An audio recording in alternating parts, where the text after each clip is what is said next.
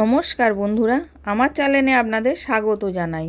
আজকে আমি আপনাদের বানিয়ে দেখাবো কাঁচা আমের ঝুরি আচার।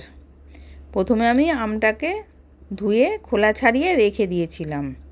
এবারে একটা গ্রেটার নিয়েছি, গ্রেটারের বড় মুখটা দিয়ে আমি কুড়ে নেব।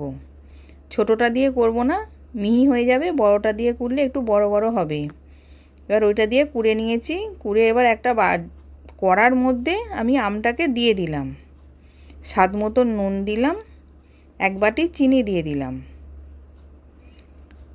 দিয়ে ভালো করে মেখে নেব।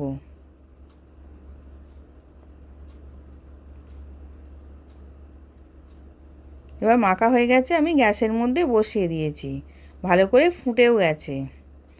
এবার ওর মধ্যে আমি 1 চামচ ভিনিগার দিয়ে দিলাম,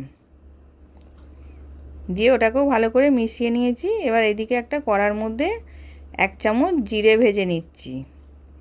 এবার জিরেটা ভাজা হয়ে গেছে, নাবিয়ে আমি গুঁড়িয়ে রেখে দেব। এবার ওই আচারটা হয়ে গেছে, ওর মধ্যে আমি চিলি ফ্লেক্স আর জিরে গুঁড়োটা দিয়ে দিলাম, দিয়ে ভালো করে মিশিয়ে নিচ্ছি।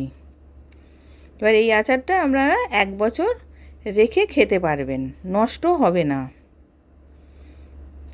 এবার হয়ে গেছে, নাবিয়ে নিয়েছি। আশা করছি ভিডিওটা ভালো লেগেছে। আমি হাজির হব আর এক নতুন রেসিপির সাথে।